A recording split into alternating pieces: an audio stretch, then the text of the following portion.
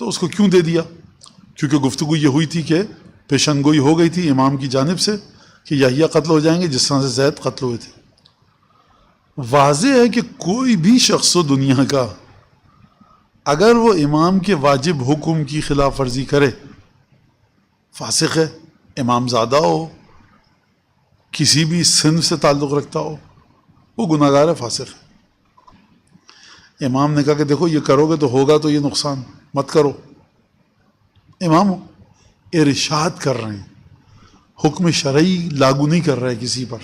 جیسے امیر المومنین کہہ رہے ہیں جنگ جمل میں اس لڑکے سے جس نے قرآن کی آیات پڑھی جا کر لشکر کے سامنے، یہ آیات سناؤ جا کر، مر جاؤ گے تم، جب مر جاؤ گے تو آپ مجھے خودکشی کے لیے بھیج رہے ہیں، میں تمہیں بتا رہا ہوں کہ یہ ہوگا۔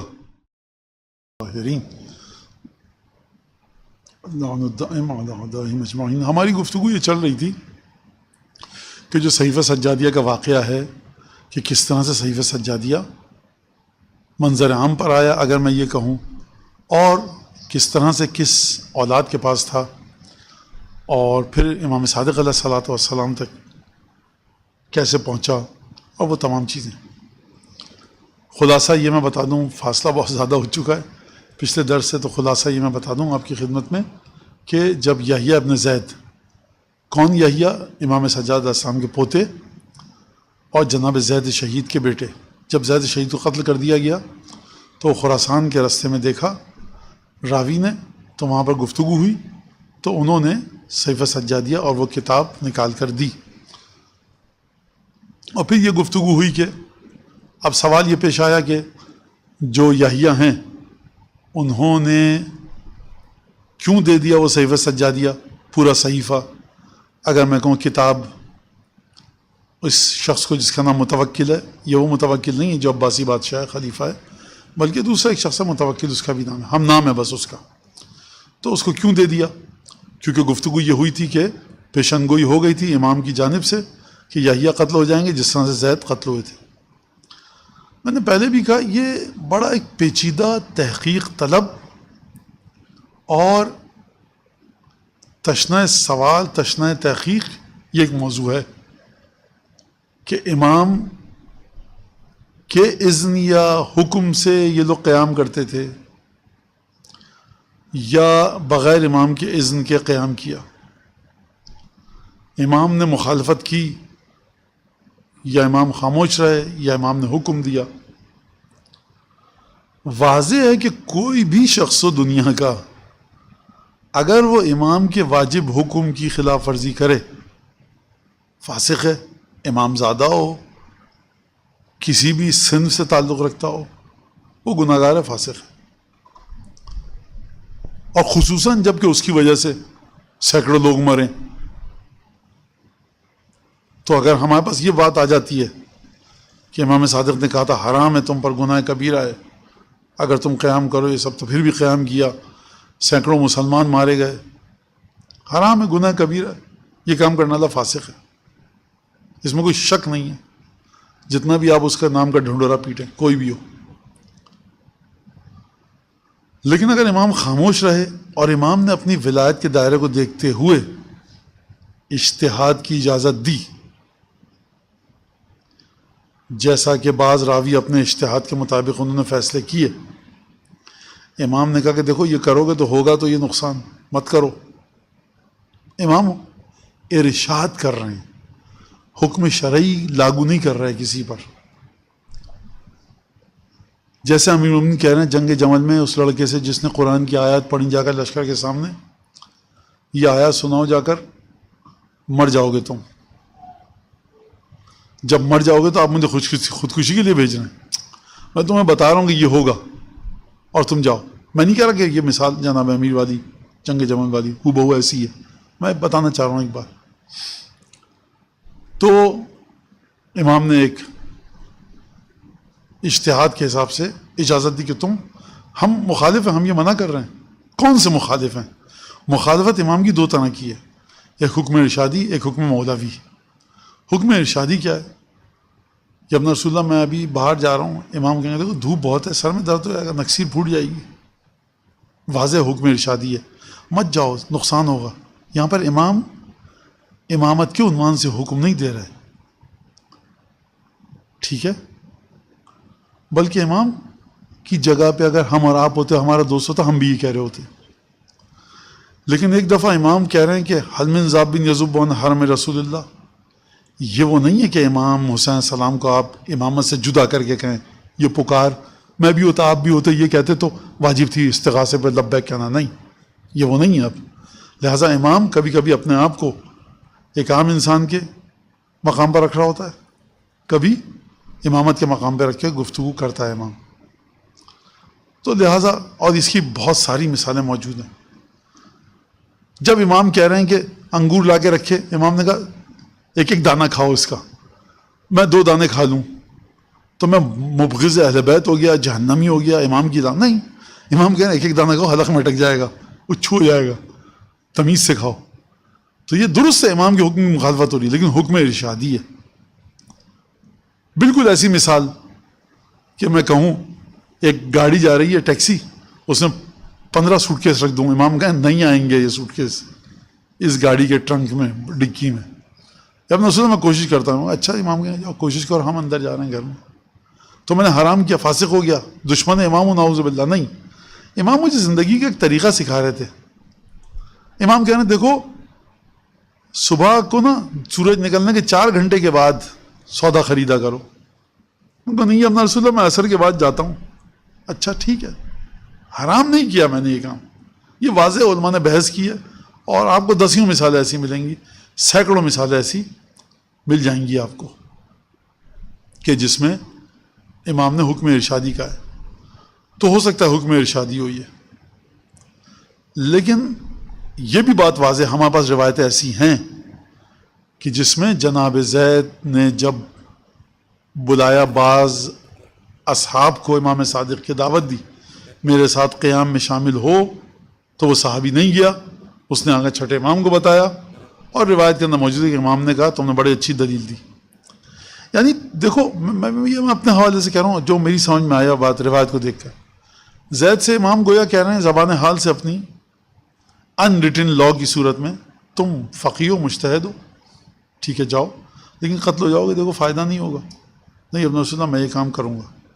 امام نے بہت سے لوگوں کو بتایا یہ ابن رسول اللہ مجھے یہ کام کرنا ہے. امام نے کہا مارے جاؤ گے، غلط کام ہے، نقصان اٹھاؤ گے. اس نے نہیں میں تو یہ کام کروں گا، بسم اللہ جاؤ کرو. تو امام خود اجازت دے رہے ہیں اس شرط پہ کہ تم قتل ہو جاؤ گے، تم ٹھیک ہے جاؤ کر لو، ہمارا اس فیل سے کوئی تعلق نہیں ہے. اچھا جب یہ گیا بندہ خدا، اس کو کس نے مار دیا سنسان رستے میں سناٹے میں. یہ ابن رسول اللہ میں جاؤں گا رات کی تاریکی میں بغداد سے کوفہ، مت جاؤ مار دیے جاؤ گے، سڑک پہ ڈاکو ہیں. نہیں میں تو جاؤں گا، اور مجھے تو جانا ہے مسجد کوفہ میں نماز پڑھنی ہے، اور ہم بڑے پکے مسلمان ہیں. امام کہنے خطرہ ہے، مر گیا یہ بیچارہ، قتل کر دیا ڈاکوؤں نے. امام گریا کریں گے. امام کہیں گے افسوس ہوا، نیک آدمی تھا. جب رسول اللہ آپ نے تو منع کیا تھا، ہم ہوں تو کہیں بھاڑ میں جائے، موت آئے اچھا ہوا مر گیا، ہم نے تو منع کیا تھا، ہم جیسا آدمی ہے. لیکن امام گریا کر رہے ہیں. کیوں؟ 2 پہلو ہیں. ایک تو ہم نے اس کے اوپر واجب نہیں کہا، ہم نے کہا تھا دیکھو تمہیں زندگی کے طور طریقوں کے مطابق جو بات بتا رہے ہیں اس میں تم قتل ہو سکتے ہو، ہم نے تم سے محبت ہے اسی لیے تو بتا رہے ہیں. اب جب قتل ہو گیا تو محبت کا تقاضا ہے کہ امام کی آنکھوں میں آنسو بھی آئیں گے. لیکن یہ بات کہنا بہت مشکل ہے کہ زید نے امام کے حکم سے قیام کیا تھا. دیکھیے ڈیٹیکٹیو حضرات اور جو وہ ہوتے ہیں سراغ رساں، وہ ایک بات کہیں سرکمسٹینشل فیکٹس، ایک ہوتا ہے ایویڈنس کہ آپ کو دیکھا 5-10 لوگوں نے کہ آپ وہاں پر تھے، آپ نے چاقو نکال کر فلاں شخص کو قتل کیا، یہ گواہی ہے، قاضی کے پاس جائیں گے ہم نے دیکھا تھا، یہ ایویڈنس ہے، کنکریٹ پروف ہے. ایک ہوتا ہے سرکمسٹینشل فیکٹس. سرکمسٹینشل فیکٹس جو ہوتے ہیں وہ اگر آپ جوڑیں سارے تو آپ کو کہیں سے بھی نہیں لگتا کہ امام نے کہا تھا کہ تم جاؤ اور جا کر قیام کرو. اور اگر میں کہوں مزید بہتر انداز میں تو سرکمسٹینشل فیکٹس جو ہیں ان کو جوڑیے آپ تو لگتا یہ ہے کہ امام مخالف تھے ایک طرح سے اس قیام کے. کہیں پہ بیٹھے ہوئے تھے، ہم بات ہو رہی تھی، بیٹھے ہوئے تھے ورچولی، یعنی تو انہوں نے کہا کہ ہم زیدی سید ہیں اور ہم زید شہید کی ورثے دار ہیں، ہماری طبیعت میں کہ ہم ظلم سے ٹکراتے ہیں. کس آپ کے لیے زید شہید کی سنت قابل اتباع ہے یا امام صادق کی؟ اور امام صادق آپ کے لیے کہاں سے قابل اتباع ہو گئے؟ صرف آپ کے کتنے امام ہیں؟ ایک امام ہے یا 12 امام ہیں؟ 12 امام ہیں. اچھا، ائمہ کب سے آپ کے لیے قابل اتباع ہو گئے کہ آپ اپنی زندگی کے فیصلے امام کی سیرت کو بذات خود پڑھ کر فیصلہ کر سکیں؟ پھر یہ جو توضیح مسائل ہے مرجع تقلیدی، یہ کہاں جائے گی؟ دنیا سے بات کرنے کی بات آتی ہے آپ کے مرجعیت فقاہت. جب آپ سماج کے اندر اچھائی کو پھیلانے کی بات کرتے ہیں، برائی کو روکنے کی، اور سماج میں آپ کہتے ہیں کہ برائیوں کا خاتمہ ہونا چاہیے، تو آپ کہتے ہیں امام حسین ہمارے لیے مشہد راہ ہیں، زید شہید اور چھٹے امام اور 8ویں امام. اس پرائمریلی جو فاؤنڈیشنلی جو ایک چیز ہے پرائمری لیول پر، اس کو پہلے حل کیجئے کہ کیا سیرت امام سے آپ اپنے لیے فقہی حکم نکال سکتے ہیں یا نہیں. نکال سکتے ہیں تو بہت اچھی بات ہے مولانا، ہم نکال سکتے ہیں، بسم اللہ نکالیے. لیکن سوال ہوگا میرا کہ اگر آپ نکال سکتے ہیں تو تعارض روایت جب ہوتا ہے اس میں آپ کا نظریہ کیا ہے؟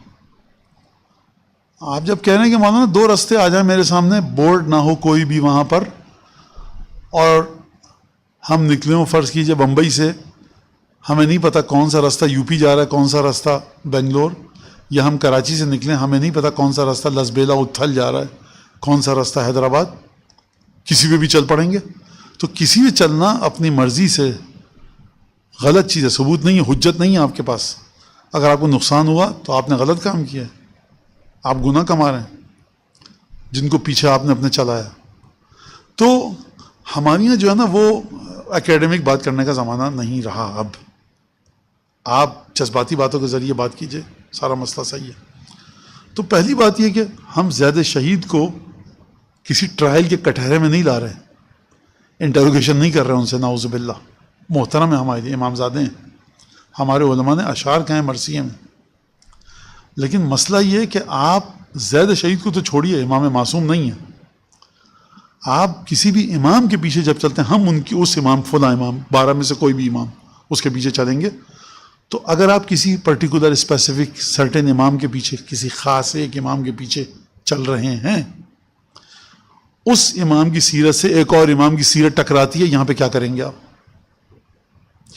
ایک امام کی سیرت ٹکراتی ہے آپس میں، یہاں پہ آپ کیسے حل کریں گے؟ یہ ایک مسئلہ ہے بڑا. تو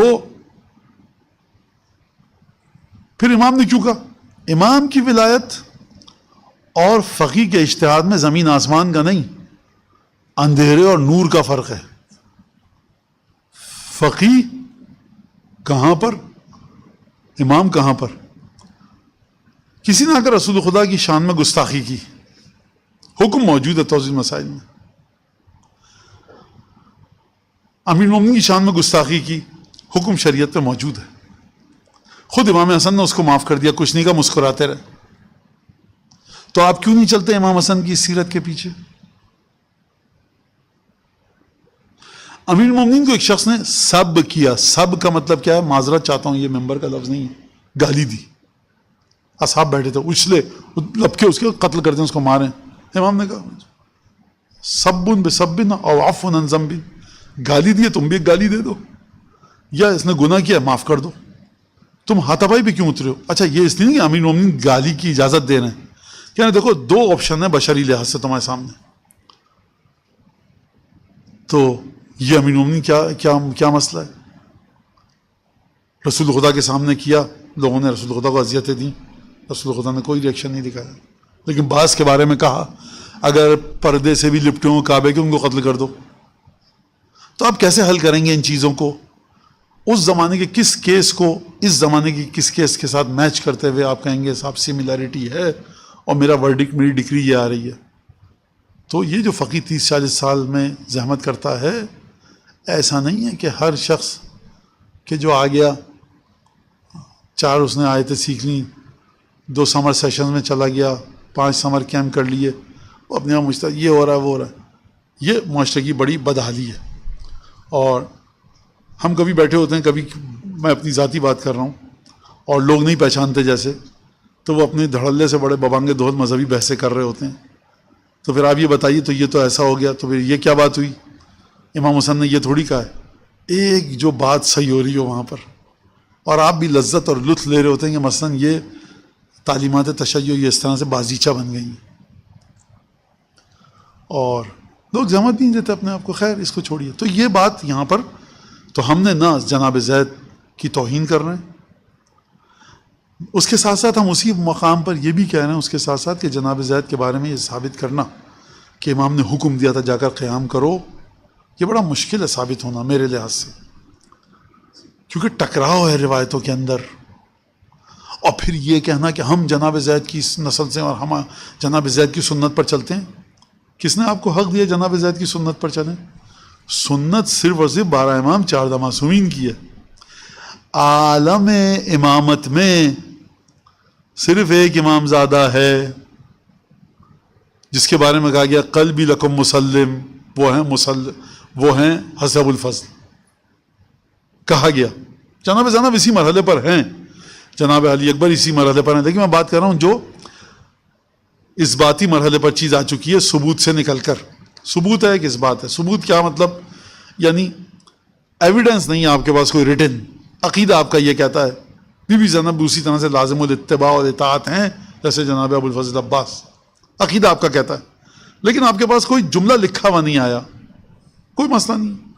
تو یہ صرف دنیا امامت کے اندر صرف اور صرف جو دیکھا ہے میں نے وہ جناب ابو الفضل عباس سلام اللہ علیہ کہ جن کی زیارت کے اندر یہ ہے. تو بقیہ کوئی بھی امام زادہ جن کے لیے حدیثیں آئی ہیں، جناب فاطمہ معصومہ سلام اللہ، جناب زینب سلام اللہ علیہ، ان کی یہ بھی اسی مقام پر ہیں. فرق صرف ثبوت اور اس بات کا ہے. اچھا صاحب اس کو چھوڑیے، خیر بات لمبی ہو جائے گی. تو سنت اور کون سے امام زادے؟ میں نے کہا کہ بی بی زینب جیسے جناب علی اکبر اور جناب ابو الفضل عباس، جناب فاطمہ معصومہ سلام اللہ علیہ، ان جیسی ہستیوں کا حکم ہو، اگر یہ حکم دیں تو پھر یقیناً یہ امام کی جانب سے آ رہا ہے حکم. اور بھی امام زادے ہیں، بہرحال ان کی تعداد اب میں اس کو نام نہیں گنانا چاہتا، لیکن آپ کے پاس جو مضبوط ثبوت آیا ہے لکھا ہوا وہ ہر امام زادے کے لیے نہیں آیا. اگرچہ ایک سے زیادہ امام زادے ہیں، 2 سے زیادہ امام زادے ہیں ایسے کہ جو اسی مرحلے پر ہیں ہمارے عقائد کے لحاظ سے. میں پھر کہہ رہا ہوں ریٹن ثبوت نہیں ڈاکومنٹڈ آپ کے پاس، عقیدہ آپ کا کہتا ہے ہاں بالکل ویسے ہی. تو اس میں بیسیکلی کوئی فرق نہیں ہے. فرق صرف کس کا ہے؟ لکھے ہوئے ثبوت کا اور لکھے ہوئے ثبوت کے نہ ہونے کا. عقیدہ آپ کا کہہ رہا ہے، لکھا ہوا ثبوت نہیں ہے، کوئی نقصان نہیں دے رہا نہ ہو لکھا ہوا. لکھائی میں صرف آیا کس کا؟ جناب ابو الفضل عباس کا. خیر یہاں پر یہ بات ہو گئی. اچھا جب راوی نے کہا کہ میں یہ صحیفہ سجادیہ امام حسن کے پوتوں کو دے دوں، کیونکہ یحییٰ نے مجھے وصیت کی تھی کہ یہ یحییٰ کے والد کا ہے. خوب توجہ کیجئے، یہاں پر آپ فقہ کی باریکی کو دیکھیے. میں نے پچھلے درس میں بھی یہ کہا تھا، کیونکہ بہت گیپ آ گیا تو میں یہ، اور جو ہمارے یہاں امت مرحوم امت مصطفیٰ ہے وہ زحمت نہیں کرے گی جا کر دوبارہ سننے کی، تو میں یہاں پر بتا دوں اس کو. وہ یہ کہ کچھ تبرکات امام سے مخصوص ہیں، یہ اصلاً شریعت میں میراث کی دلیل میں گئے نہیں ہیں. ٹھیک ہے، امام کی لاٹھی، امام کی ابا قبا امامہ نہیں ہے. کتاب الجفر، کتاب جامعہ، مصحف فاطمہ، کرتا سید الشہداء کا، وہ تمام چیزیں. لیکن کچھ چیزیں جو شریعت کے اندر ایک عام مسلمان کی جس طرح سے میراث تقسیم ہوتی ہے اس قانون کے مطابق ہیں. امام صادق نے کیا کہا ہے؟ امام سجاد کی دعائیں، کیونکہ یحییٰ نے اپنے ذاتی عمل کے ذریعے اس کو نسخہ بنایا ہے، اس کا فوٹوسٹیٹ کیا ہے اور تم کو دینے کا حکم دیا، لہٰذا ان کو دو. میں یہاں پر ولایت کا استعمال نہیں کر رہا کہ کیسے جا رہا ہے امام سجاد دو، ہم کو دو، نہیں، کہا دو، اس کو امانت حکم دیا ان کو دو جا کر. تو امام بھی فقہی حکم کے مطابق چلنا ہے، شریعت کے مطابق چلنا ہے۔ تو راوی کہتا میں اٹھا، فلما نہضت للقائهما قال لي مكانك، اب راوی کو امام نے کہا جاؤ دو، بالکل دو جا کر محمد اور ابراہیم کو جو امام حسن کے پوتے ہیں۔ راوی کہتا میں سیف سجادیہ لے کر اٹھا، دینے کے لیے گیا، امام نے کہا مکانک، بیٹھے رہو یہیں پہ، ابن رسول اللہ آپ نے تو کہا تھا، اب کہہ رہے ہیں بیٹھ جاؤ۔ پھر اس کا ثم وجہ الی محمد و ابراہیم، امام نے کسی کو بھیجا کہ محمد اور ابراہیم کو بلا کر لاؤ، جو امام صادق کے چچا زاد بھائی ہوئے رشتے میں۔ فجاء، یہ دونوں آئے، امام نے فرمایا ھذا میراث ابن عمکما، یہ تمہارے چچا کے بیٹے کی میراث ہے۔ امام حسن کے دونوں پوتوں سے کہا تمہارے چچا کے بیٹے کی میراث ہے، کس کی؟ یحییٰ کی۔ کون سی کتاب؟ جو یحییٰ کے پاس زید سے پہنچی تھی۔ زید کے پاس کون سی کتاب تھی؟ امام سجاد کی دعائیں۔ کون تمہارا چچا زاد بھائی تم دونوں کا؟ یحییٰ۔ اچھا یہ میراث یحییٰ کے پاس کیسے آئی؟ یحییٰ کی ماں کے ذریعے آئی تھی یا یحییٰ کے باپ کے ذریعے؟ من ابی ہے، چونکہ جناب یحییٰ جناب زید کی جو ماں تھی وہ سندھ سے تعلق تھا ان کا، سندھی تھی وہ۔ قد خصکم بہی دون اخوتہ، اس نے وصیت کر کے کہا کہ تم دونوں کو دیا جائے اپنے دیگر بھائیوں کو چھوڑ کر۔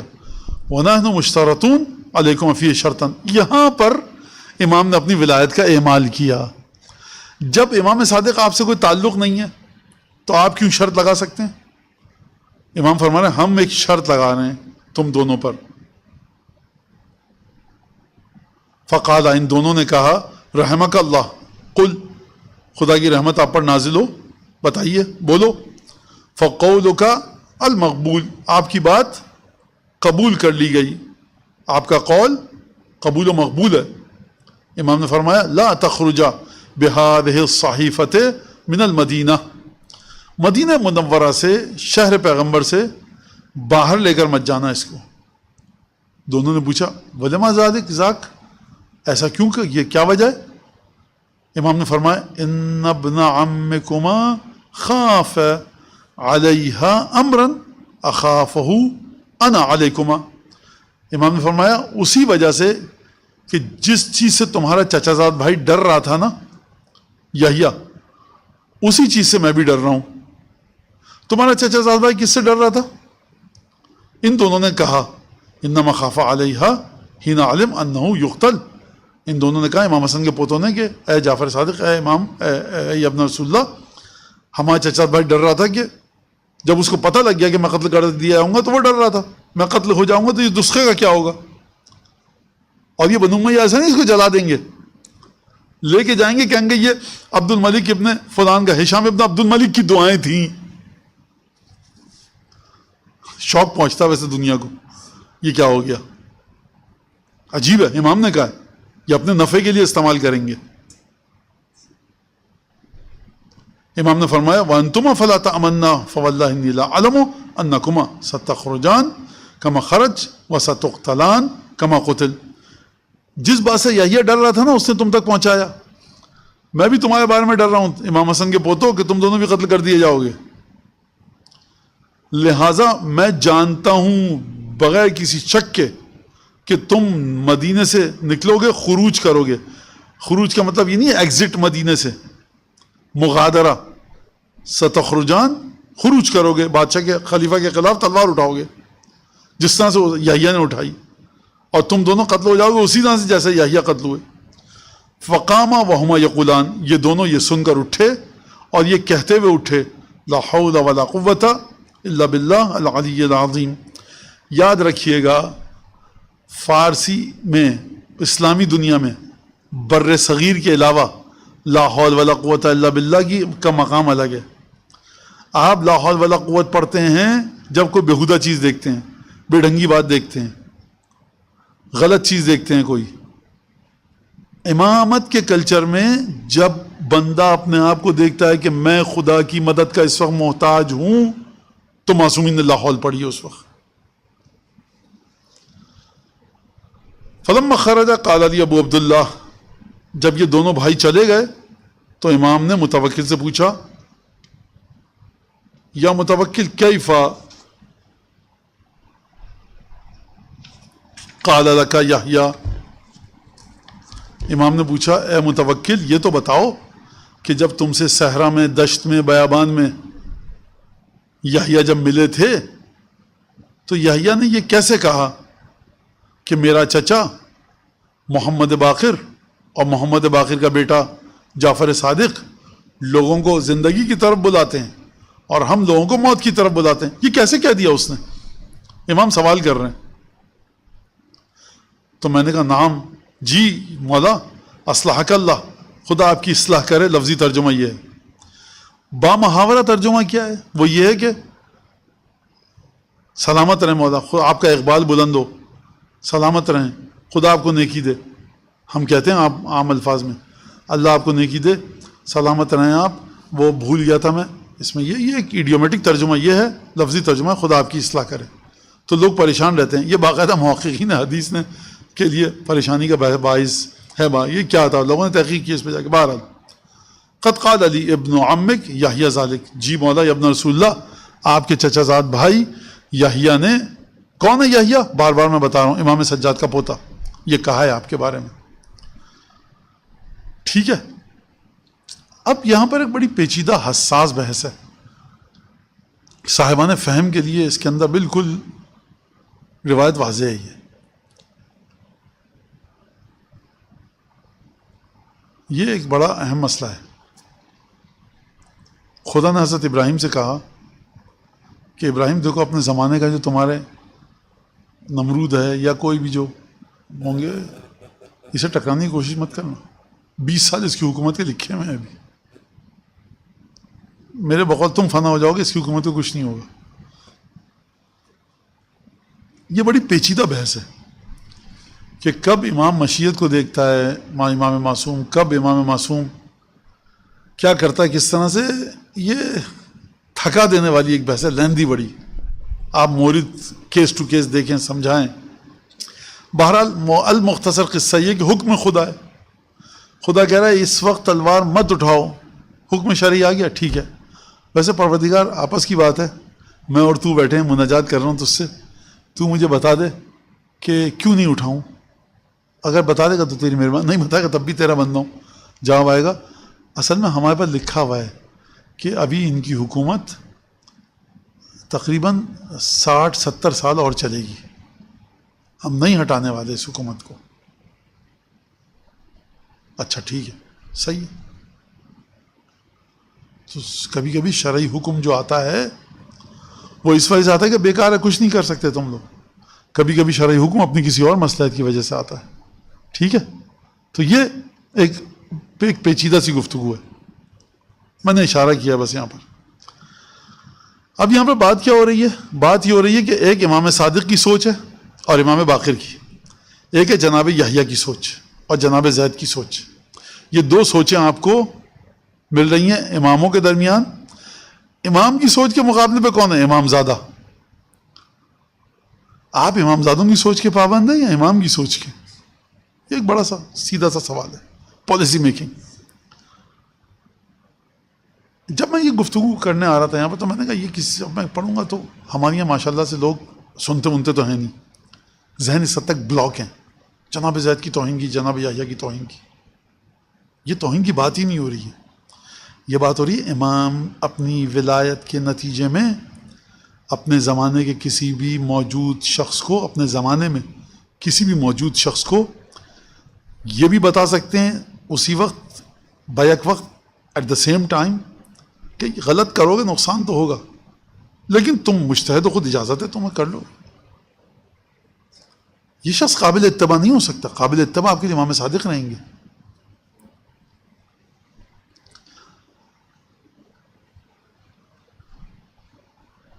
عمار نے کہہ دیا کہ میں نہیں مانتا محمد کے خدا کو، جان بچ گئی. ماں نے کہا میں تو مانتی ہوں. بدترین طریقے سے قتل کیا گیا. کون قابل اتباع ہے؟ عمار کی والدہ یا عمار کے باپ یاسر یا جناب عمار؟ یہ ایک بڑا یہ ایک بات ہے کہ نہیں ہے؟ تو بہرحال اچھا اب دو سوچیں کیا آ گئیں؟ ایک امام صادق اور امام باقر کی سوچ. کس کی زبان سے ہم ڈیفائن ہوتے ہوئے دیکھ رہے ہیں؟ یحییٰ کی زبان سے. یحییٰ کیا کہہ رہے ہیں کہ باقر اور جعفر صادق، میرا چچا محمد باقر اور میرا چچا بھائی جعفر صادق، یہ دونوں زندگی کی طرف بلاتے ہیں اور ہم موت کی طرف بلاتے ہیں. امام نے پوچھا کہ یہی کہا تھا؟ اس نے کہا یہی کہا تھا.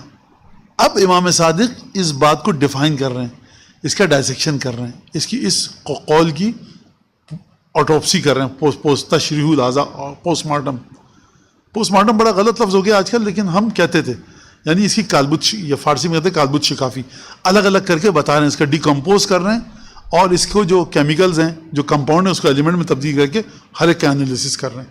یہ انسلٹنگ میں کہا جاتا ہے. میں اس طرح سے نہیں کہہ رہا کہ آپ کو بالکل برباد کر دیا، آپ کی بات کو کہا پوسٹ مارٹم کر دیا، نہیں، ایک ایک چیز کو بتا رہے ہیں کہ یہ ہے، اس طرح سے. میں اس معنوں میں کہہ رہا ہوں. یہ زبان کی بڑی موت ہے. آپ کو پتا ہے کہ ایک ادبی حلقہ ایک طرح سے بات کر رہا ہے اور نیچے کا جو حلقہ ہے، کیونکہ ہمارے ملک میں اردو کی موت واقع ہو چکی ہے، مر چکی ہے اردو. تو نوجوان بچے جس طرح سے بات کرتے ہیں نا، وہ سمجھتے ہیں ممبر سے بھی وہی بات ہو رہی ہے. ایک مولانا صاحب نے کسی غزل کے غالب کے 2 اشعار پڑھ دیے، 2 شعر پڑھ دیے. ان کو کیا پتا کسی مغنیہ نے گایا ہوا ہے اس غزل کو.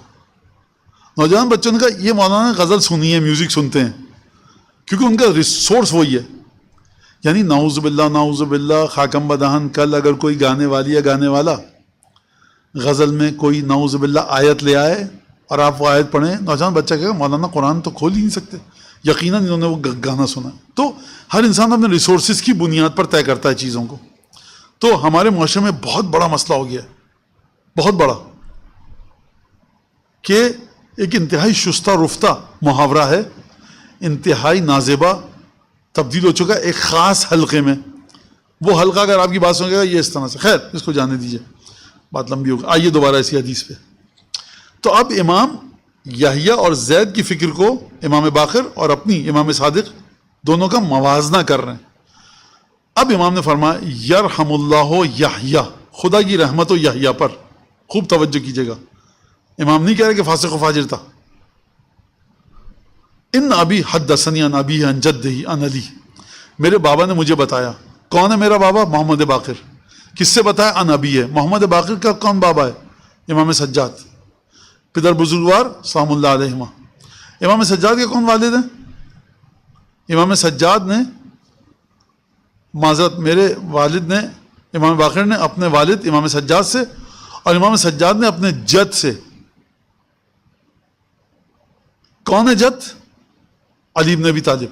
انہوں نے نقل کیا کہ رسول خدا نے فرمایا، کس حال میں فرمایا؟ اخذت ہو نعستن، ایک دفعہ رسول خدا پر اونگ طاری ہوئی. اب یہیں پر رک جائیے. یہ اونگ طاری ہونا ممبر پر کمال بشر ہے یا نقص بشر ہے؟ آپ کے امام جمعہ اگر وہ ممبر پہ اونگنے لگے تو آپ کہیں گے کہ سو کے نہیں آئے کیا؟ یاد رکھیے یہ ہوئی وہ مقام ہے جہاں پر الفاظ کی مماثلت آپ کو روح کی مماثلت کی جانب لے کر جاتی ہے غلطی سے. نعستن، جب آپ کو اونگ طاری ہوتی ہے تو کیا ہوتا ہے؟ آپ اپنے اطراف سے بے خبر ہو جاتے ہیں، دنیا و ما فیہا. آپ کے اطراف میں اقدام میں جو آپ غافل ہو گئے. آپ سے کہا جائے یہ ہوا کیا؟ نہیں، میں اونگ آ گئی تھی، مجلس میں بیٹھا تھا، مولانا ممبر نہیں چھوڑ رہے تھے، مجھے ایک جھٹکا آیا، میں نے دیکھا کہ وہ نہیں تھے صاحب، پتہ نہیں کب اٹھ کے گئے. یہ نقص ہے. رسول خدا، خاصتاً رسول خدا کے بارے میں ائمہ کو بھی اونگ آتی ہے، وہ اپنے معنوں میں، جب اس دنیا سے ارتباط ٹوٹ کر عالم بالا کی طرف متوجہ ہوتے ہیں. وحی آ رہی ہے اور رسول خدا کو تیار کیا جا رہا ہے کہ اس عالم کی طرف دیکھو. تو اس کا مطلب یہ نہیں ہے کہ رسول خدا کہیں کہ کیا ہو رہا تھا، میں یہاں کیسے، ارے یہ کوئی نہیں چیز ہو رہی. یہ رسول خدا ہیں، روایت ہے ہمارے پاس. سونا جاگنا اونگ، پیچھے رسول خدا کے ممبر رکھا ہوا ہے، رسول خدا کہیں پتہ نہیں کیا رکھا ہوا ہے، ممبر ہے کہ ٹیبل ہے کہ کرسی ہے، نہیں، کوئی ایسی بات نہیں. ٹھیک ہے. تو نعستن، ایک اونگ آئی رسول خدا کو، وہو اعلیٰ ممبر ہے، رسول خدا اپنے ممبر پر تھے.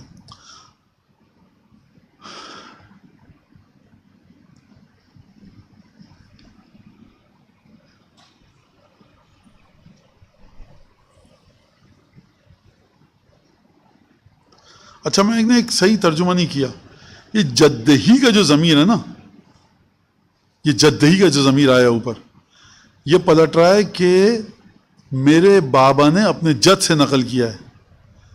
ابھی یعنی سید سجاد نے اپنے جد سے نقل نہیں کیا. سید سجاد کے جد امام حسین نہیں، امیر المومنین ہے. تو جدہی کا ضمیر پلٹے گا، میں سمجھتا ہوں امام سجاد کے جد پر. ٹھیک ہے، معذرت امام باقر کے جد پر. اچھا ہو سکتا ہے جد کا معنی والد ہو، میں نے نہیں دیکھا عربی میں نے نہیں دیکھا، ہو سکتا ہے استعمال کرتا ہو عرب. خیر رسول اللہ ممبر پر تھے، اونگ آئی اپنے ممبر پر تھے. اچھا یہ جو میں نے مثال دی ہے صرف، یہ کہیں نہیں لکھا ہوا کہ رسول اللہ جمعے کی نماز پڑھا رہے تھے یا خطبہ دے رہے تھے، ممبر پر تھے. تو رسول خدا نے اپنے اس حالت میں دیکھا خواب میں رجالن، کچھ لوگوں کو دیکھا، مردوں کو، ینزون اعلی ممبر ہی نزو القردہ، کہ وہ کس طرح سے اچھل کود کر رہے ہیں ممبر پر رسول خدا کے. ٹھیک ہے، اور لوگوں کو دین سے الٹے پیروں پھرا رہے ہیں. ٹھیک ہے. فاستوى رسول اللہ صلی اللہ علیہ وسلم جالسا والحزن یعرف فی وجہہ. تو رسول خدا ایک دفعہ اس طرح سے سیدھے ہو کر تشریف فرما ہوئے ممبر پر، اور حزن چہرے پر دیکھا جا سکتا تھا کہ میرے ممبر پر بندر کیا کر رہے ہیں. فاتح جبرائیل بہذه الآیہ، فوراً جبرائیل یہ آیت لے کر آئے، وما جعلنا الرؤیا التي اریناک الا فتنة للناس. حبیب ہم نے تم کو جو خواب دکھایا وہ نہیں دکھایا مگر ایک وجہ، اس کی کیا وجہ ہے؟ لوگوں کا امتحان کی خاطر دکھایا.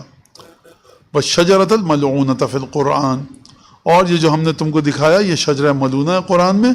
ونخوفہم، ہم ڈرا رہے ہیں، لیکن جتنا بھی ڈرائیں یہ صرف اور صرف سرکشی کے علاوہ ان کے اندر کوئی چیز نہیں بڑھے گی. اور اس سے مراد پھر امام نے بتایا کون لوگ ہیں. تو جناب ارشاد امام نے جبریل سے پوچھا، جبریل یہ تو بتاؤ، اعلی عہدی یکونون وفی زمانی، یہ میرے جیتے جاگتے میں ہوگا، میرے سامنے ہوگا؟ فرمایا لا، نہیں، ولیکن تدور رحل اسلام کی چکی کا پارٹ گھومے گا، من مہاجرک فتلبث بذالک عشرن، یہ تمہارا جو سارا سلسلہ گھومے گا اور 10 برس تک یہ رہے گا. پھر اس کے بعد جبریل نے مختلف مدتیں بتائیں کہ جو بات طویل ہو جائے گی یہاں پر. اور پھر اس کے بعد فرمایا جبریل نے جب کچھ 30 35 40 50 سال جتنے گزریں گے اس کے بعد پھر رہا ضلالتن، رہا کہتے ہیں چکی کے پتھر کو، وہ گھومے گی.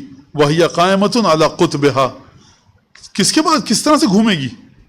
اپنے قطب پر، یعنی کیل مضبوطی سے ٹنگی ہوئی ہوگی. یہ نہیں سمجھنا کہ وہ چکی کا جو پارٹ ہے وہ گھومتے گھومتے گر جائے گا ٹوٹ جائے گا، نہیں، جمی رہے گی. ثم ملک الفرعونہ، اس کے بعد فرعونوں کی حکومت آئے گی. اور پھر اس کے بعد وانزل اللہ تعالیٰ فی ذالک انا انزلناہ فی لیلۃ القدر وما ادراک ما لیلۃ القدر لیلۃ القدر خیر من الف شہر تملکها بنو امیہ لیس فیہا لیلۃ القدر. پھر اس کے بعد 1000 مہینے کی بات کی کہ جس میں مملکت رہے گی بنو امیہ کی اور جس میں لیلۃ القدر نہیں ہوگی. اب یہ خود ایک بات ہے کہ لیلۃ القدر اس میں نہیں ہوگی سے مراد کیا ہے یہاں پر. فَأَطْلَعَ اللَّهُ عَزَّ وَجَلَّ نَبِيَّهُ، تو خدا نے اپنے پیغمبر کو یہ خبر دی کہ بنو امیہ اس امت کے مالک بن جائیں گے اور ان کی جو بادشاہت ہوگی اتنی مدت کی ہوگی.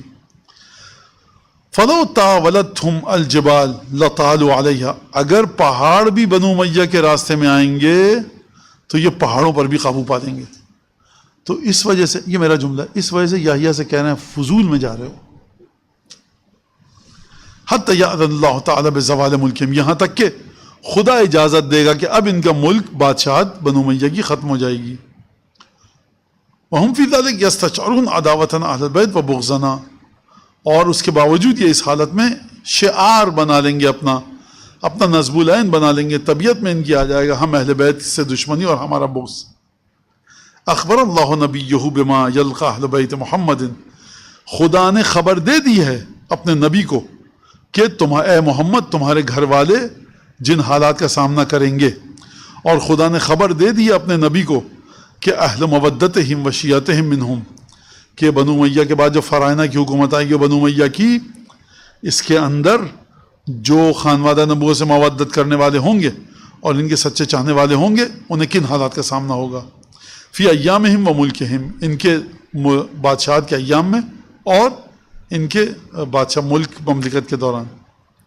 اور پھر خدا نے یہ آیت نازل کی، الم تری الی الذین بدلوا نعمت اللہ کفرا واحلوا قومہم دار البوار، کیا تم نے نہیں دیکھا ان لوگوں کو جنہوں نے خدا کی نعمت کو تبدیل کر دیا کفر میں، اور اپنی قوم کو لا کر ڈال دیا دار البوار، یعنی تباہی کی جگہ پر، نابودی کی جگہ پر۔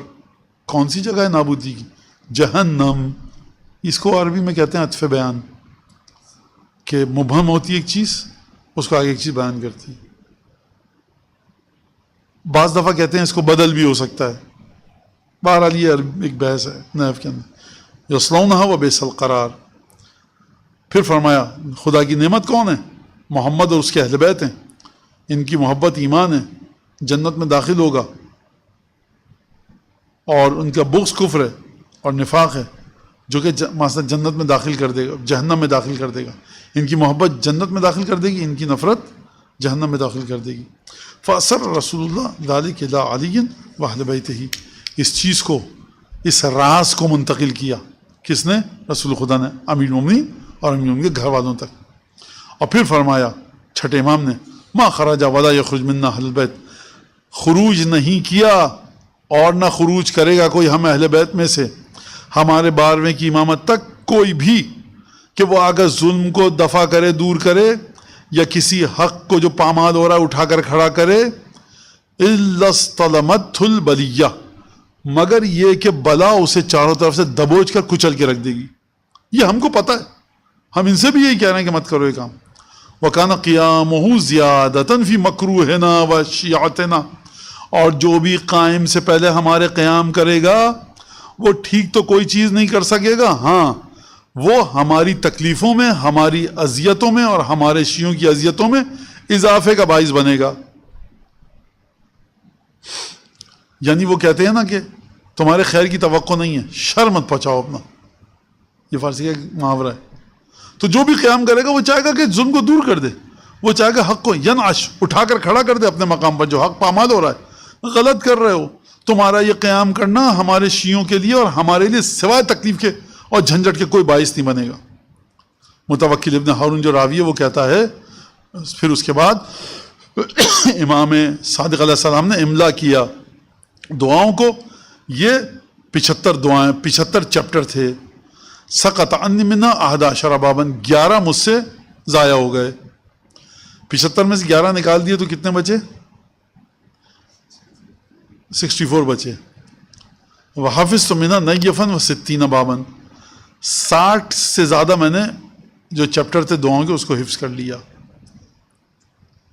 اور پھر اس کے بعد یہاں پر روایت کا سلسلہ ہے، اور